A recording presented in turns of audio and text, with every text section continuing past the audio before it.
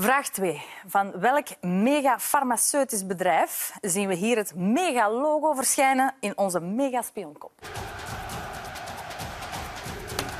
Kenneth. Quickstep. Oei. Nee. Nee. Sorry. Ik dacht dat je het wist. Nee. Vanessa? Aquarius. Aquarius? Nee, ook niet. Daria, nog een poging? Nee, ik weet het niet. Ai, die mens gaat zijn eigen ambetant voelen. We kijken heel even naar het volledige logo. Het was van Omega Pharma. Gelukkig zit hier niemand in deze ruimte die iets met dat bedrijf te maken heeft, dus geen enkel probleem.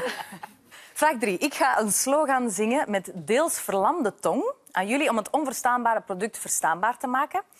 Maak jullie borst maar al nat. Zoveel lekker dat er is. Jullie kijken echt naar mij alsof het een soort van ruimteschip is geland.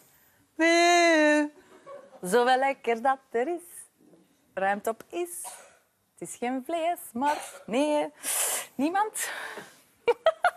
Oké, nee, het was vis. We luisteren eens naar het origineel. Vis, zoveel lekkers dat er is. Ja, ik ben Joyce de Rog. Nee, kennen jullie de spot niet? Nee? Nee, geen probleem. Het was een reclamespot over vis.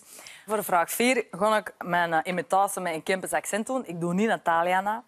Zet je al klaar? Voor welk merk maak ik na reclame?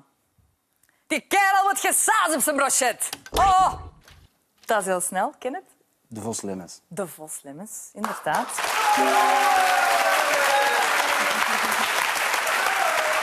De Vos. Ja, Lemmens. Die kerel wil geen saus op zijn brochet. Oh, niks van aantrekken. Dat is een asociale tip. Aan tafel. Met veel sausjes. Veel plezier. Tadadadada.